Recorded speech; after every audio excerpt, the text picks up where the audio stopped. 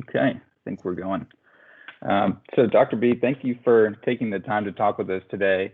I think to get us started, would you mind giving us a brief introduction about yourself and then specifically, to the topic for today's conversation? What got you attracted to peripheral vision and, what research have you done on it to date?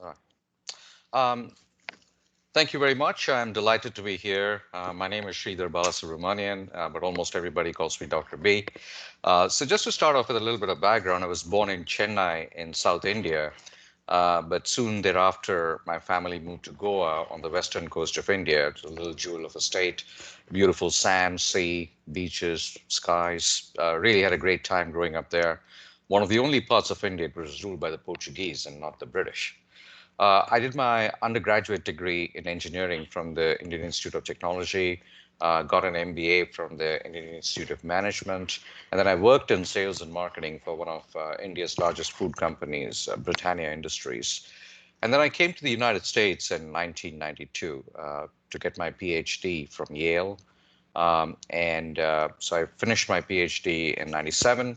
And then I worked as an assistant professor at the University of Texas at Austin's McComb School of Business. I moved to Chapel Hill, to the Keenan Flagler Business School at the UNC Chapel Hill in 2001. And we've been here since, and it's been an absolutely great ride. Had a career filled with administrative roles, research, teaching, served as senior associate dean for all our MBA programs at the Keenan Flagler Business School, and got back in more recent times to more of research and teaching and consulting and so on. I have always been very interested in researching and teaching innovation and technology. And a lot of my research lies in those areas. And in those areas, there is a very urgent need for what we call peripheral vision, which is the ability not just to focus on things that are central to a company's current existence, but on unexpected things that are absolutely critical to its future dominance in the marketplace. And we'll get more into that as we go along. So that's a little bit about myself. Perfect. And I think just to help, set the scene for everybody, would you mind on a high level talking about, some examples of when we say peripheral vision, what exactly that means? Okay. So peripheral vision is literally what it means, peripheral vision, right? Here's the point. If you think about the human eye, we tend to focus on what we are looking at right now. But however, humans and, for that matter, animals to an even greater degree than humans also have the sense of what's happening in the corners of their vision, right, outside the central focus of their vision. And that is an evolutionary trait because today we are the dominant species on Earth, but we were for a very long time not the dominant species. And at that time, we had to keep our eyes open for all kinds of attacks by all kinds of creatures, flightless and on the ground from the periphery. So we developed this acute sense of anything that's moving along the periphery and then reacting quickly to it in order to get ourselves out of danger. And animals also have that same sense of peripheral vision. However, managers often don't in the context of work. So it turns out that a lot of companies are pretty good at focusing on the day-to-day business of planning for things and executing things and so on. But when it comes up to looking for threats from the periphery, unexpected competitors that come in and take over the marketplace, unexpected technologies that change the rules of the marketplace, managers and companies are not very good at that. Part of it is the fact that when you kind of spend 36 hours a day fighting the daily fires, it's kind of hard to look out on the periphery. But a big part of it is also the lack of personal, team, and organizational preparation to systematically scan the periphery every once in a while and make sure that we're not missing out on important forces that are going to distort our cheerful, planned future. Mm-hmm. So, Dr. B, I have a sort of a related and unrelated question just to draw some distinction. So, how's peripheral vision different than what some people may call it a hunch or gut feel or even sixth sense? Um, is it similar thing or is it something very different? Yeah. So I would say it is something very different. A hunch or a feel is just intuition, right? And usually, we call it a hunch, and sometimes we think that it's almost like a sixth sense that somehow we're able to corral and marshal and put to work. But really, when you drill down to it, a hunch is nothing but uncommon ability to make sense of a certain pattern of things taking place, to see correlations in things when others don't. So that's what this hunch is all about, quote unquote. Peripheral vision, in contrast, I would argue, is a very systematic notion.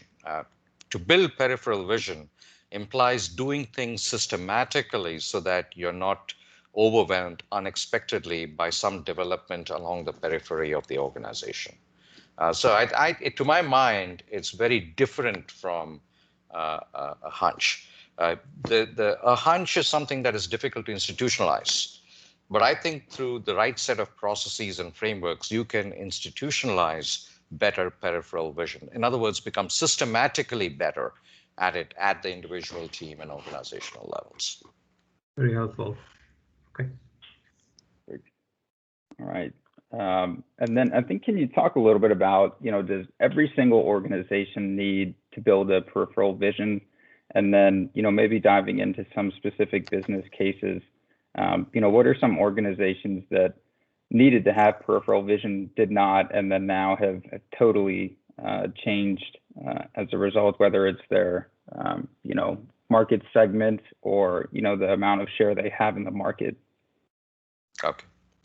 I think that every organization needs to have peripheral vision because some of the forces that are roiling today's markets and industries are impossible to predict. And every company, no company is so large and dominant that it cannot be upended by some dramatic shift in the marketplace or in technology. So I think that every company, small and big, needs to have the sense of peripheral vision. The other reason why I'm a firm believer in that notion that it should be a democratic concept, right? The democratization of peripheral vision, not just for small companies or big companies, is that this whole concept of core competencies is becoming redundant. It's becoming outdated. When C.K. Prahlad and Gary Hamel wrote that famous paper on the core competencies of the corporation, they held that companies should be very clear about what they're really good at, and by and large stick close to the knitting, right?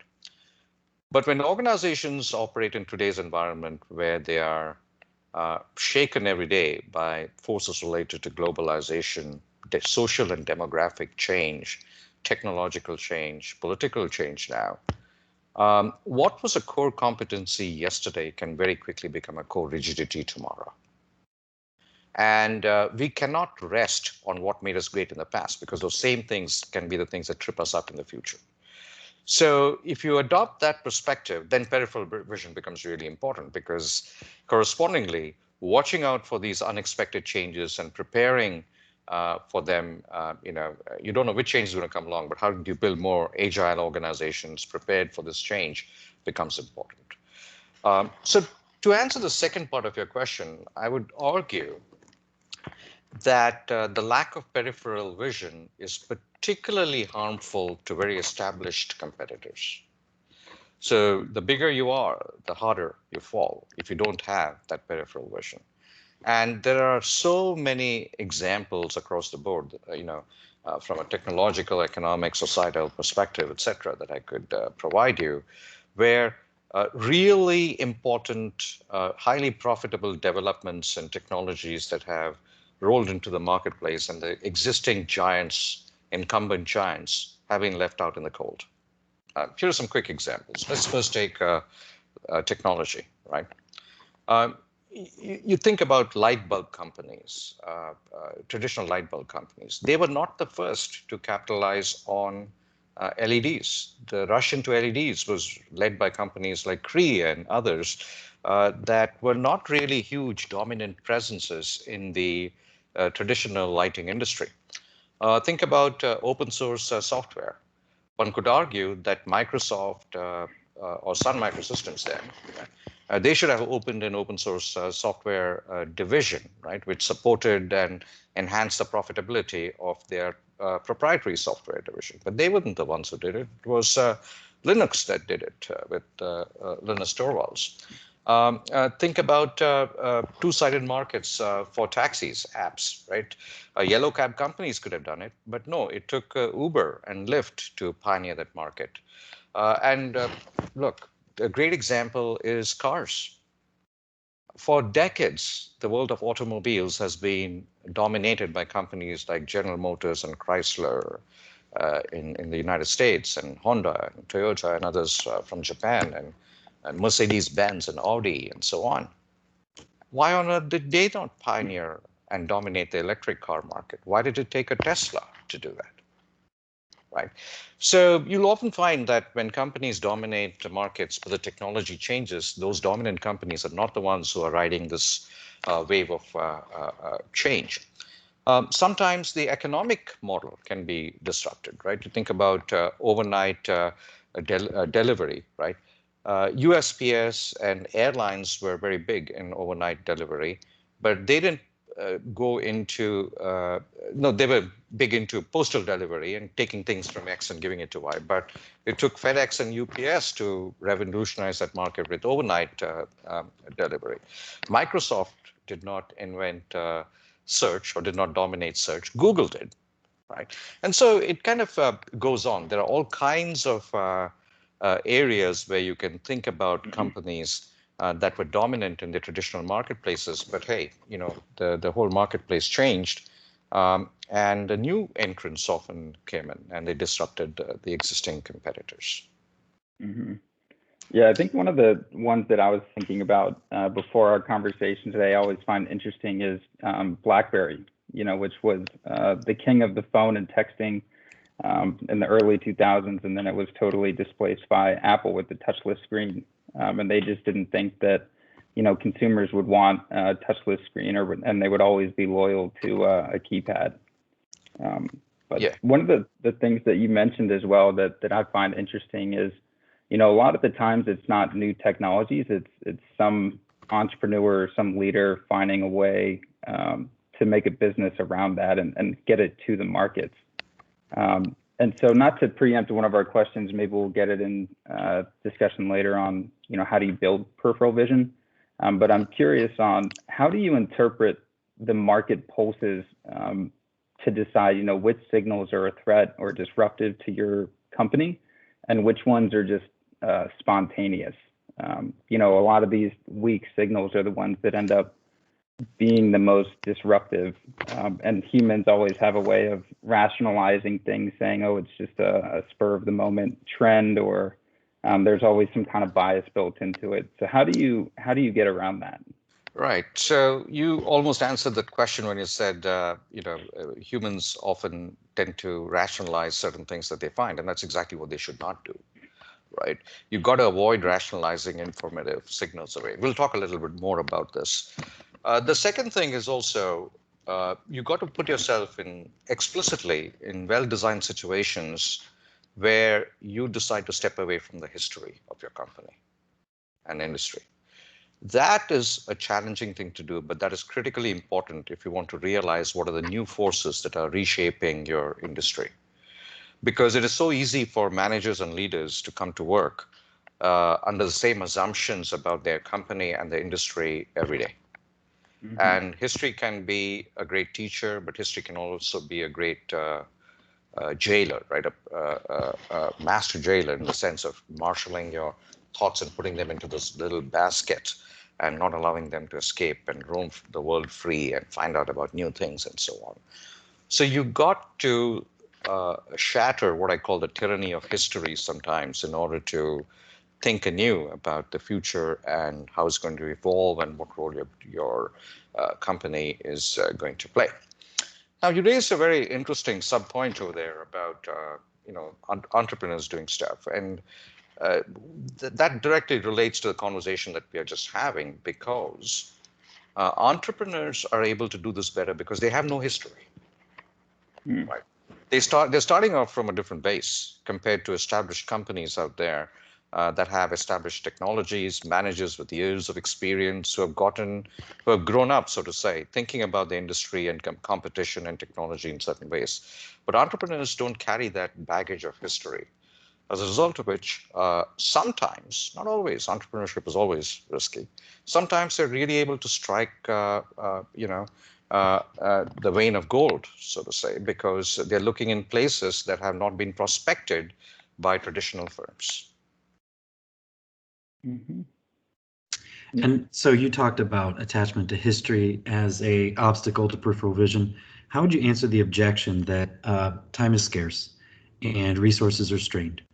And as a manager, I can't spend this time, dedicated to looking all around if I've got fires to put out in my business. Right. So here's what I believe. I believe, and I've seen, at least in my experience, that the greatest leaders of today are those who are simultaneously strategic and tactical.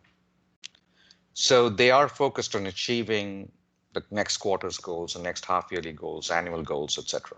Right? And that's what takes a lot of our time. But they're also thinking about what the world is going to look like 5-10 years from today and helping prepare the firm for that future. And that's where this whole notion of strategic thinking and looking at peripheral vision and all of that comes in. Because if you succumb to the pressures of doing everything on a day-to-day basis, right, and you spend 36 hours a day fighting the daily fires, you never have the time to think about things differently, innovatively, and to gather the peripheral vision and insights that emerge from there. And so you've got to create the time to do both. And paradoxically, when you do that, you also find that a lot of the things that you're spending your daily work on, putting out the daily fires, is useless work. And you've got to stop doing those things and start doing things that really matter.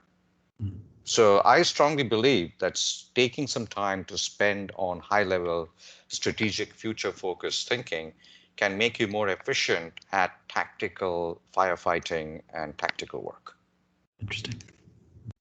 Do you think it's beneficial to only look in the future and not even do a historical analysis, look back analysis to say, here's some of the, trends that we missed or changes in the market and this is why? Or is it just only beneficial to look forwards instead of saying, hey, we can learn from our past on maybe why we missed some of these triggers and adjust that going forward? Oh, you're absolutely right. I would never claim that you need to ignore your future. What I would claim is you should not be a prisoner, ignore your history.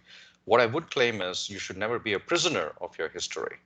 Mm-hmm. And that's why my comment that history can be a great teacher or history can be a handcuff. Mm-hmm. And what we need to do is to take what history teaches us. And later on, I'll talk about how, in the context of, maybe we cover that example right now. So let's take two industries, the nanotechnology industry and the GMO, genetically modified organisms industry. Mm-hmm. So GMOs are used to modify food, right, and to build stronger plants, more disease-resistant plants, etc., through genetic modification. And when those foods were first introduced to the marketplace, all hell broke loose because it was Frankenstein food, so to say. And customers were very upset, and the government was upset, and everybody was upset. And GMO foods had a tremendously difficult time taking off in the marketplace. And there was a lot of regulation. And even today, one could argue that they're nowhere near their top potential that they could be because of all the social backlash. So a number of companies have now entered the nanotechnologies market, and this involves, carbon-based designs and small particles of different shapes and sizes that can serve a variety of purposes, from lubricating engines to coating other surfaces and so on. Now, one of the challenges with these, at least the perceived challenges with nanoparticles, is that they can be airborne. And the fear is that you can breathe them in and they settle in the lung and lead to all kinds of lung diseases and all those kinds of things. However, The nanotechnology industry looked back at history and they saw what had happened to the GMO industry. And they learned from that and they proactively worked with the government, with regulatory agencies to develop regulations that were fair but not overly onerous. And when they were introduced, they had such a smooth sailing in the marketplace. And today they're all over the place, and we don't even hear about them, right? So I would definitely not say ignore history. What I would say is don't be a prisoner of history. That makes sense. And one other point of clarification when we're trying to frame peripheral vision and its role in the company, I was just thinking about, research and development organizations and large businesses where, they have to be thinking about their next products that they're going to be rolling out, the next products they're developing and the end market for them. So in a way, I see them as looking into the future and seeing what products are going to need or what customers are going to be looking for. So in a way, maybe that's peripheral vision, maybe it's not. How do you differentiate that? Yeah. So I would argue that particularly R&D folks can be susceptible to central vision and a lack of peripheral vision. And that's because they often don't think broadly enough about how the industry is going to be impacted by entirely new technologies out there. And they're so focused on serving the existing market with existing technologies, they're thinking about the next best thing rather than a completely different thing. So let me give you a simple example. If you work for one of the large traditional burger manufacturers, you're focused on building a better burger. You're focused on how can you give it more umami taste. You're focused on what are the flavors you can come up with. You're focused on how you can give it a better texture and make it last longer without freezing and so on, right? You're not focused on how you can build heme, plant-based heme into the burger so that you can create a vegetarian burger that cannot be differentiated from a meat burger. You're just not thinking about that. So I would argue that even those folks in R&D, and especially folks in R&D, have to be trained to develop peripheral vision so that they don't rely on their technical core competencies, which are often anchored by what they've done in the past. Yeah, I could see that. I think that makes a lot of sense. Earlier in the conversation, we were talking about, how it's a systemic approach to building a peripheral vision team. Maybe we can dive in a little bit about that. And so, if you're just going into a large corporation today who doesn't have this, what would be your first steps from a people perspective, a team perspective, and a overall structure to implement peripheral vision? Right. So the notion of this peripheral vision, building it systematically can be done at different levels. I think there is, of course, some overlap between, what you can do at the individual level, you as a manager, for example, and what we can do as a team level and the organizational level. But I'd kind of be pushing it too far if I said these were very distinct buckets. I mean, they can operate at different levels. But let me talk about some of the approaches that we can adopt. And let me start off with something that we talked about way up front, which is avoiding rationalizing informative signals away. So personally, if we tend to kind of encounter some information that contradicts our central view of how our world and environment operates, we tend to ignore it. It's a well-known phenomenon in psychology. Let's take an example here. Think about traditional book publishers. The process involves going through entire soliciting manuscripts, first of all, and then going through the first draft of what the storyline could look like. For example, if you're writing a business book, 2-3 page descriptor of the book, then, okay, we want a more detailed proposal. And then somebody gives you a 10-page proposal. And then you want a little more detail about the chapters. You start with the beginnings of the chapters, et cetera. And then you work with the publisher and the editor in order to get the book in shape. And finally, there's some fine tuning. It goes out for review, further fine tuning, and then it gets published. And it sits on a shelf. And once in a while, somebody in the airport comes and picks it up, maybe, hopefully, right? In contrast today, an author can self-publish on Kindle publishing within 5 to 8 minutes, and the book is available globally within 24 to 48 hours. Now, If you were a manager at a traditional publisher, you'd look at this and say, this is not our business. Who cares about this business, right? I mean, these are all random people who'd never come to us who are publishing there. But Amazon allows these publishers to keep authors to keep a big chunk of their royalties and so on. And so it's becoming more of a choice for a whole lot of authors. And in addition, you never know what absolute blockbuster jewel is going to land up through a self-publishing route. So if you were a manager at a traditional book publisher, I would avoid, rationalizing that signal away. And the way I think about it is, how can I start a self-publishing division of my own so that I can partner with people who want to self-publish, get maybe a 10 to 15, 20% royalty from them, but help them with the things that they struggle the most. And so if that area explodes and completely takes over book publishing tomorrow, I'm there. I know what to do. I'll still survive, maybe even thrive, right? So that's one of the things that, at a personal level, we have to train ourselves to avoid, kicking away these signals that don't seem to us to be appealing. The second thing is, how are we managing people as leaders? How are we managing our teams? And are we empowering people to report all kinds of ideas or information they come across, including maybe wild ideas? So it's a true story here.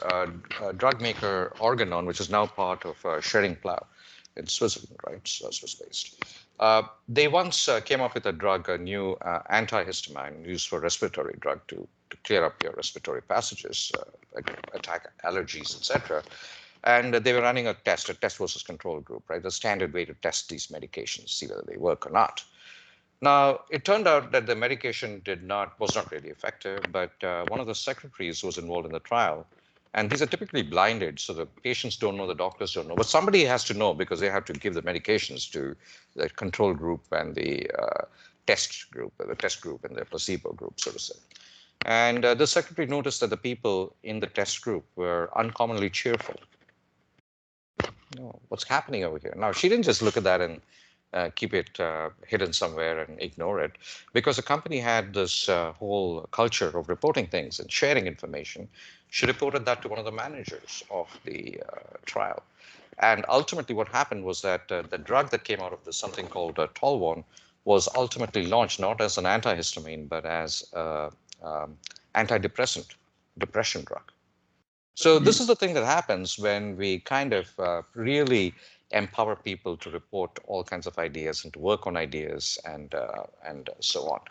And finally, the one thing that I would say is, at a personal level, Buckminster Fuller, famous designer and architect, used to do this, and I thought this was a really fascinating example. Now, he was a designer and architect, more of a technical kind of person. But he developed the habit of picking up a random magazine from a news rack and reading it from cover to cover. And he made sure he picked a magazine in which he had absolutely no interest in the subject area.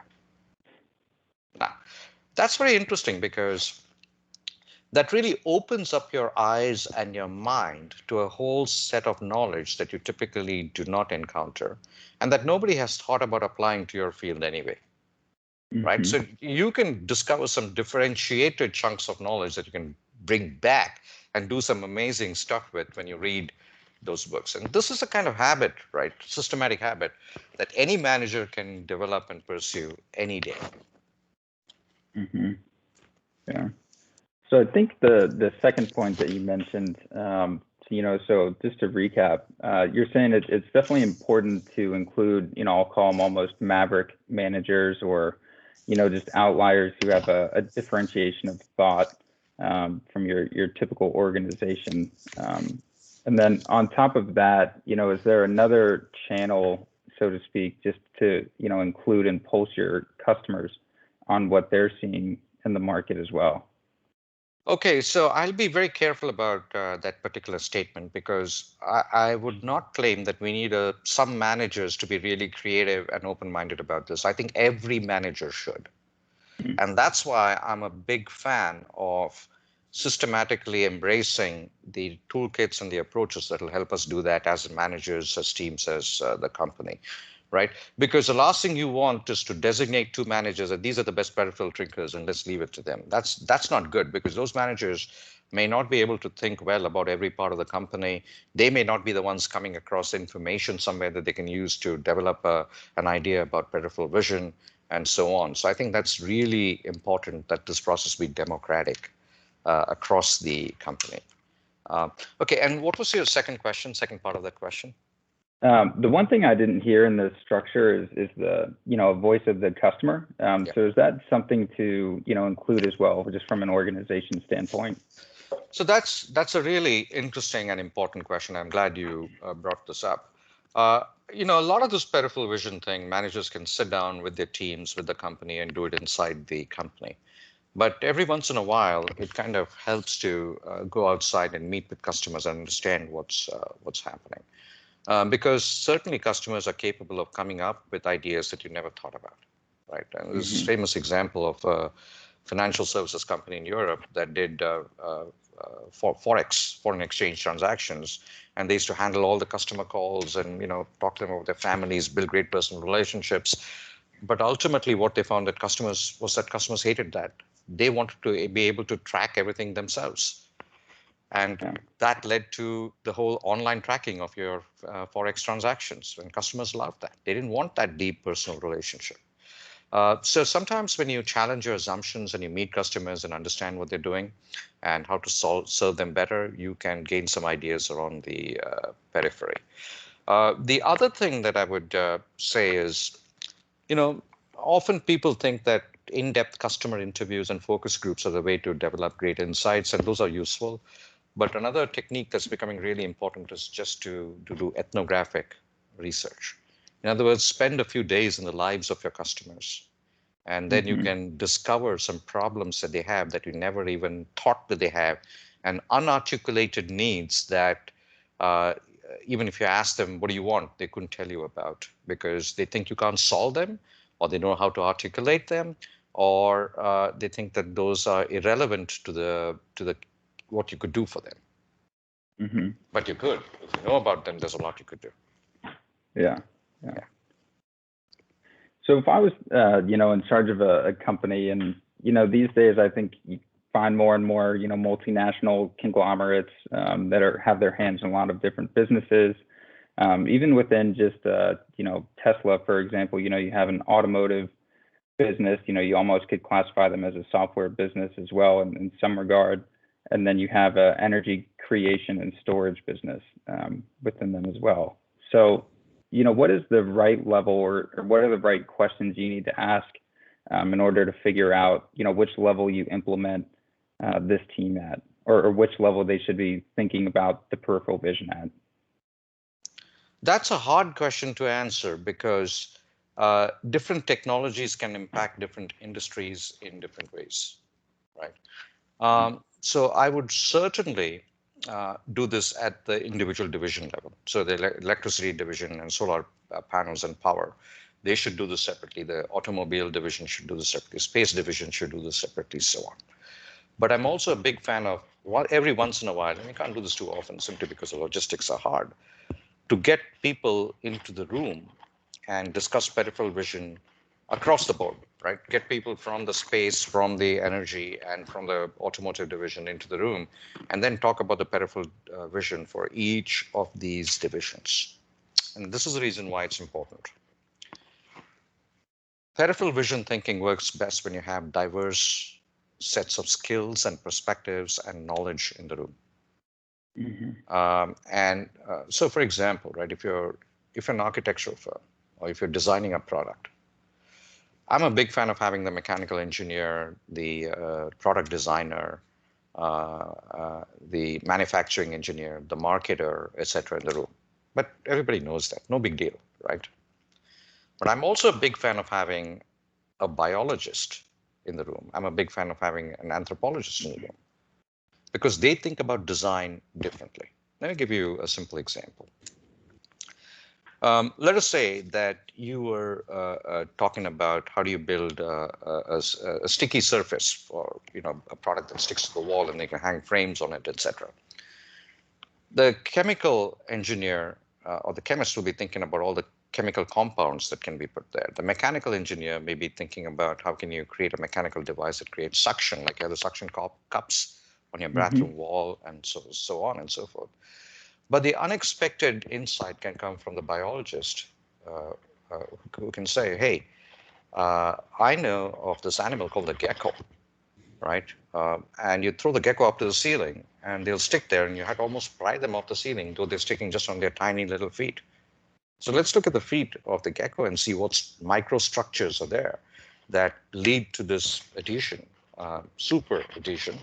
And they've now created an adhesive based on that, right? But that idea is very unlikely to come from the mechanical or chemical engineer. And that's why, even with large companies which seem to have very different businesses, it's often a great idea to get everybody into the room at the same time because they think about problems in different ways. We were talking about earlier, just now, that's discussion based in human interactions.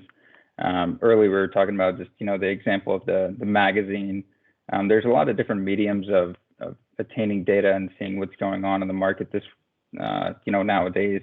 So is there any, marketing technology or tools just in general that you found, extremely helpful to get the most out of this exercise? Yeah, so that's interesting. There are a bunch of ways in which you can do this, right? And let me very quickly go through some of them, but let me first answer your question. Heed the internet and the blog. Internets and blogs are the collective consciousness of society these days. And if there are blogs and internet postings pertaining to your industry, keep a very close eye on that, because what comes up there may provide some excellent ideas for the company. And likewise, online communities and so on, brand communities. Lego gets a lot of the ideas for its new kits from structures that its own customers have built, and then it takes inspiration from that and builds it back into the regular pipeline as well. So the internet and the blog is something that you should kind of keep a really good eye out for when it comes to the online marketplace. Now, there are other things as well. For example, you could host contests online which ask people to rethink your products in radical ways. Think about what are the 10 most interesting technological developments that are going to affect this particular product in the future, and so on. Also, do the deep analysis of what I call peripheral customers and peripheral users, because sometimes these peripheral customers and users can come up with some really interesting ideas and ways of doing things that you never thought about. So there's a very interesting book called Better by Atul Gawande, a surgeon. And there he talks about how he's based, I think, in New York or Boston. But he talks about how he went to this district hospital in Nanded in the state of Maharashtra in India. And he talks about how the few doctors were there, and it was amazing, just 9 surgeons served 2.3 million people, okay? Wow. And how they did it.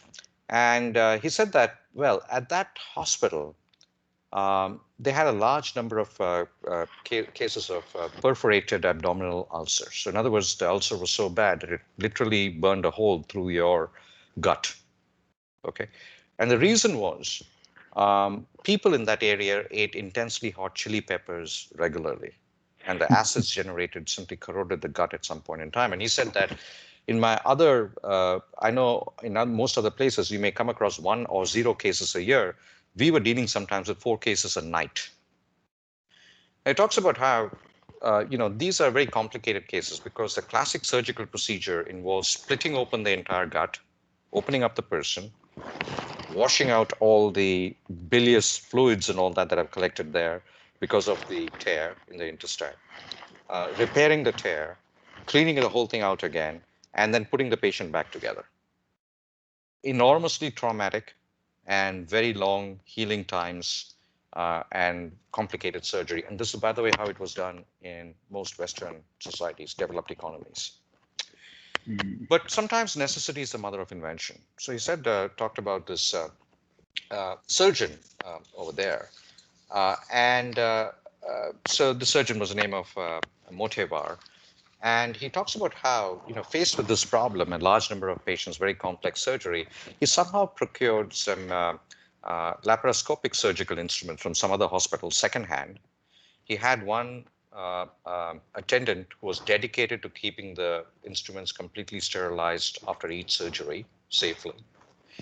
And he invented a procedure whereby he did it laparoscopically without cutting into the body of the patient through just 2 or 3 keyholes, and success rates that exceeded that in many other developed economies. And the surgery was swift and recovery was a fraction of the time that was required otherwise, right? So you don't expect to learn a new surgical procedure from a civil hospital in Nanded in the dusty corners of Maharashtra. But if you keep your eyes open, you can find such peripheral users and customers who can give you some tremendous ideas that you can then bring back into the innovation space and enrich your peripheral thinking. Right. And also, technology is the other big thing. Technology is changing the rules of the game, and you got to kind of keep your eyes open for this. Check what technologies are developing and how they change your business. For example, search was all online. Today, something like 50% of search queries are done via voice search on Amazon Echo, on Siri, and Google search, and so on, right? Now, that has enormous implications because you need to then configure your websites online, because those search results ultimately go online and they pick up the information and all that, to make it highly localized, because a lot of local voice search is localized. And you've got to make it easy to pick up by voice search queries. The information should be designed to be picked up by voice search queries. And if you're faster at doing this and recognizing how that periphery is changing, you'll be better at being picked up by Google as a response to voice search. Right. So I think that there's a lot of things that companies can do in order to systematically develop their peripheral vision. Another thing is the world is changing in terms of demographics. And let's take a somewhat macabre industry, if you will, the burial industry, funeral industry. Mm-hmm. For decades, the funeral industry has remained the same, right?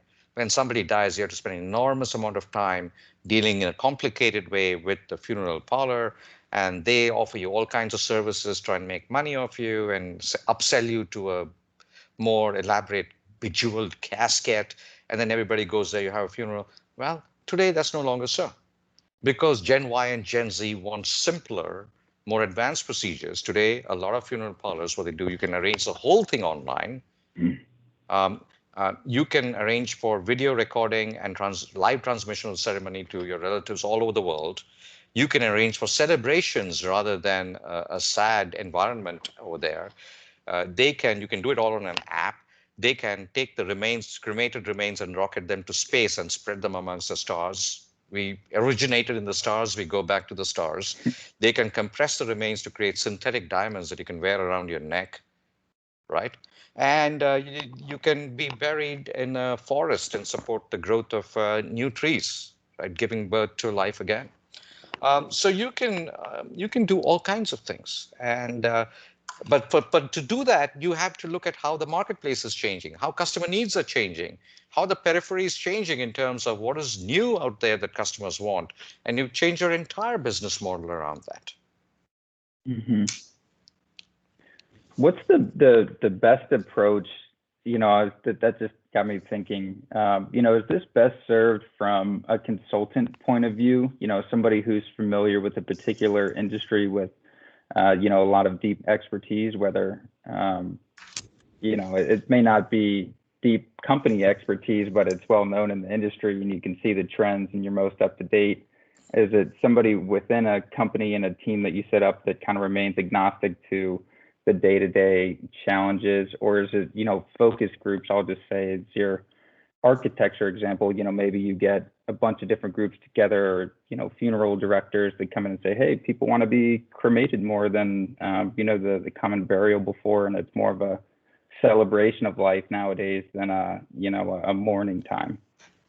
Yeah. So I think that having a consultant helps, but the consultant is not necessarily good at peripheral thinking. That's very important to understand, because consultants over time, they often become very good at taking what they do best and applying it to a bunch of situations, right? And it's a hammer and nail, right? If you have a hammer in hand, you see everything as a nail in some sense. And that's what you want to avoid with the consultants, because truly creative consultants, they have that history with them, which is a good thing, but they don't try to invoke that same history for every situation. So you've got to have a mix between what can I learn from history and what do I need to think about outside of the box with this consulting assignment. Right? And that kind of thinking is very important for good peripheral vision to develop. So stepping back from that, I would say that, yeah, a consultant can be helpful, but I think the real power of peripheral vision is unleashed when you train everybody in the organization. And I give you about 9 or 10 different techniques that you use, right? And if you listen carefully through our interview, you can actually write down those 9 or 10 techniques that you can use. And if everybody sits down around a table and personally, as a team, as an organization, employs these techniques, then anybody can develop better peripheral vision. And let me give you one technique that I have not discussed, a couple of them that I have not discussed so far. For example, imagine destroying the current setup completely and think about if you were to build it from scratch, how would you build it? Right. That's how Bell Labs came up with the whole concept of, message recording and auto dialing, call forwarding, and all of that in the late and sometime in the 1970s, when they said, let's say that the entire US telephone system was destroyed. We were going to build it back up today. How would we build it up? But that's an exercise that any company with a group of open-minded managers can do, right? The other approach is to think about absolutely the worst case scenario possible for the company and work your way through it. So there's this nice story of how the Enron Federal Credit Union, right? And at that time, Enron was one of the world's probably most admired company. They actually undertook this exercise. If Enron went bankrupt, what would we do?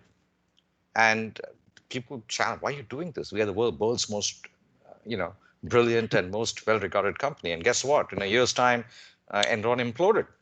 But because they had gone through the exercise, they practically didn't skip a beat. They quickly moved, rebranded themselves, continued serving ex-Enron employees for years until they were taken over by StarTrust Federal Credit Union about 10 years later or something like that. So, these are 2 more techniques that you can think about using. So there are about 12 techniques in all, right, that we talked about: heeding the internet and the blog, learning from history, and so on.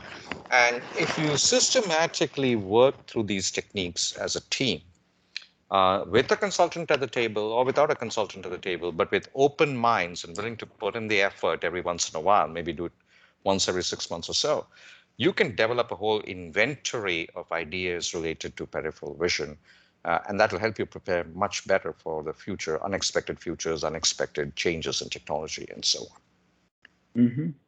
Dr. B, that was exactly the question I had in mind. We know when not enough is not enough, right? When a blockbuster gets sidelined by a Netflix. But how do I know as a manager, as a leader, that enough is enough? How do I know that I'm fully employing peripheral vision without it becoming a detriment by overbalancing that direction? Right. And so that's where there is no fixed rule for that. I think the important point is to do the exercise and then come up and discuss the ideas that you come up with as a group. And I think that if you have smart managers who are forward-looking at the table, talking through these ideas, you'll realize which ones to pay attention to and which ones not. Now, one caveat there is that some of these ideas that you come up with, you worry about them, but you don't know whether they're going to happen. So Donald Rumsfeld's famous, somewhat trite, but nevertheless interesting statement about known knowns, known unknowns, unknown knowns, and unknown unknowns, right? And all of that. So I don't want to get into the details of all of that. But there are some things that you might think might happen, but may not happen, right? So that is where I think foresightful managers need to, in the spirit of scenario analysis, prepare for multiple imagined futures. If this happens, then what? Like the Enron Federal Credit Union, are you prepared? Have you created the small bets, created the options today that you can invoke if that future happens? And that's really at the heart of what we call agile organizations, right? Organizations that are prepared for multiple imagined futures.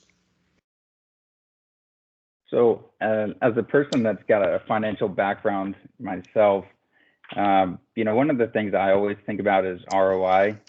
So whether we're, bringing in consultants or you're taking time to teach your employees, various techniques that help with peripheral vision, all of that costs money, whether it's, in your employees, it's time and time costs money, or you're hiring consultants directly. So what are some measurements of success, and how would you determine, if this is a good investment of your time and money as a company? Yeah. So if you teach the employees the techniques to develop peripheral vision, it doesn't take a whole lot of time. It takes you maybe a couple of hours. And then you meet every 6 months to assess, maybe for a quarter day or half day, come prepared with ideas along each of these 12 dimensions. What have you found? What are the things we need to watch out for? I would say that that is such a trivial investment, you shouldn't even be calculating the return on that investment. All right. As opposed to hiring a consultant for 100 hours, it's going to cost you many tens of thousands of dollars. I think it's a very trivial investment. I think every company should do this. It's sometimes hard to say, okay, you do this and then you'll probably save $1 million for the company, right? That's not the way I would think about calculating ROI on this. The way I think about calculating ROI on this, is the opportunity cost of not doing it and being blindsided and blown out of existence next year, right? And if this marginally reduces the likelihood of that happening and continues the likelihood that you dominate the marketplace and so on, the ROI is immeasurably good. So I wouldn't apply an ROI thinking to this at all. I would just think of something that this is something that the company needs to do in order to prepare better for their future. Unlike, for example, installing a $1 million machine for the shop floor, there most definitely an ROI calculation is worth it. Yeah. I think that was very helpful. And yeah, I would agree on the ROI concept. I think this is something, this is part of how you live and breathe, versus, hey, I'm going to make an investment into this asset. This is a new way of thinking for the organization. So, I agree with you on that. Yeah, extremely helpful. Did we cover all the questions? Do we have something else that you all wanted to ask that we could not? I think I've exhausted all of my questions today. That was it's been phenomenal, actually. And the thing is, Dr. B, this is not rocket science. This can be acquired without going through any kind of call it financial or operational gymnastics. Yeah, I agree with you on that, and that's why, just as both as a professor, business professor, and as a consultant, I tend to be very heavy on toolkit-based approaches, because I believe that that's what can be easily embraced across the board by every manager. You don't need to have some special qualifications or even personal characteristics to do it. But then it is always important for the leaders to kind of push in this direction, right? To encourage the development of peripheral vision, so that everybody in the organization is always keeping an eye out on the periphery. I think it's a good thing in today's business environment to be paranoid. Paranoia is not a bad thing in today's business environment. And having great peripheral vision helps with that. Yeah. Excellent. Thank you so very much, Sridhar. This has been a phenomenal 1 hour. I know we had been wanting to do it sooner, but finally there was a day. Absolutely. It was a pleasure. It was a pleasure speaking with all of you, and I hope your viewers benefit from, we'll send you the link, and you can perhaps circulate it within your network as well. Thank you very much. Thank you so much for the time. Really enjoyed it. Absolutely. Take care, folks. Yes. Bye-bye.